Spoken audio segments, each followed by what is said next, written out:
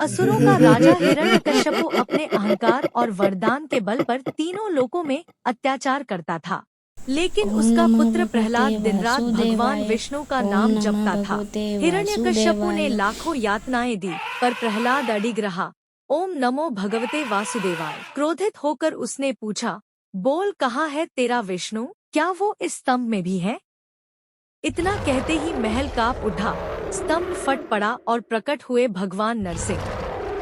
आधा सिंह, आधा मानव, आंखों से अग्नि, शरीर से दिव्य प्रकाश। गर्जना के साथ नरसिंह ने हिरण्यकश्यपु को पकड़ लिया, अपने नखों से उसे चीर डाला। देवताओं ने जयकार की, प्रहलाद नतमस्तक हुए और सिद्ध हुआ कि सच्चे भक्त की रक्षा स्वयं भगवान करते हैं। आप लोगों को हमारी ये वीडियो कैसी लगी कमेंट करके बताइए, और ऐसी ही नई नई वीडियो देखने के लिए हमारे चैनल को लाइक एंड सब्सक्राइब करिए। जय श्री नरसिंह देव।